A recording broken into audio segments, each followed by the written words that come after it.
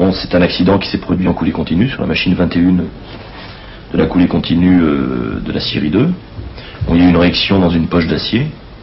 Il y a à peu près 500 kg d'acier, enfin d'un liquide, qui sont sortis de la poche et qui sont retombés sur les gars qui étaient occupés de couler.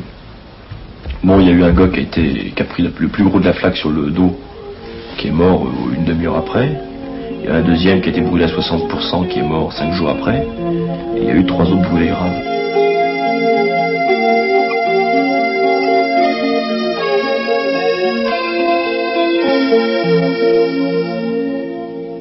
Ils sont arrivés un matin sous le ciel gris de chaque jour.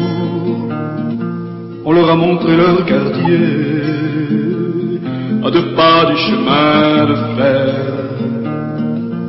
Ils ont parqué leur caravane,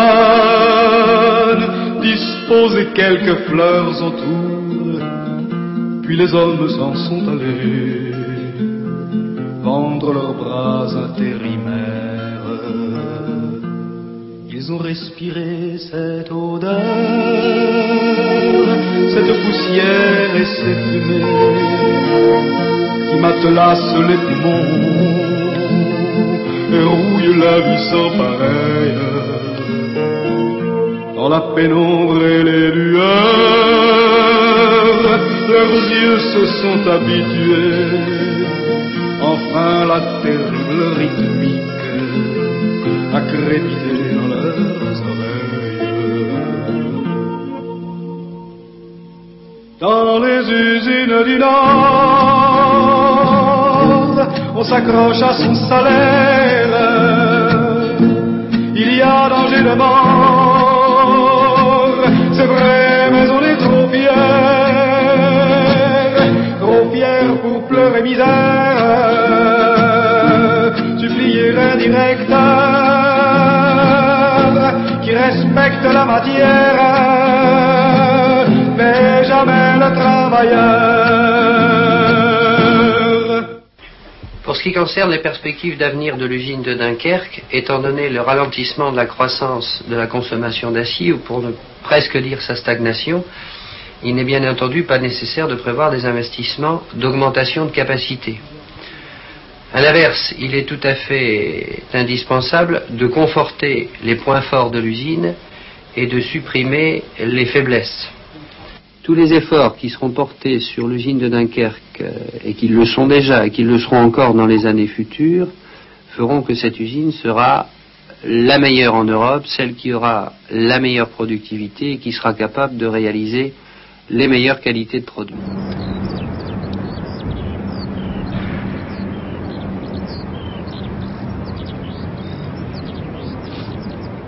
Il y a aujourd'hui à l'usine de Dunkerque une restructuration importante.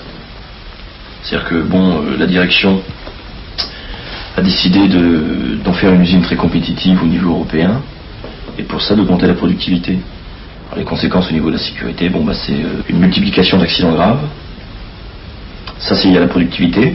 Il y a un autre aspect qui rentre en ligne de compte dans la multiplication du nombre d'accidents graves, c'est une certaine politique de la direction d'usineur, qui est de ne tenir aucun compte des mises en garde qui sont faites sur les problèmes de sécurité. C'est vrai que la sidérurgie c'est dangereux, on coule du métal, c'est impressionnant, quelqu'un qui connaît pas, nous on est né là-dedans donc on est habitué, mais c'est dangereux, simplement c'est pas dangereux en l'air. Comme nous ne sommes pas une industrie porteuse d'emploi, on peut considérer que l'usine de Dunkerque à l'horizon 86 et 90 sera constituée par le personnel existant, moins ceux qui seront partis par le jeu des départs naturels. La direction veut faire passer de 10 200 personnes à 7 000 personnes effectifs, pour faire 6 millions de tonnes. Donc si vous voulez, en fait, pour schématiser, il faut garder sa puissance, mais la mettre au service de la précision et de la qualité.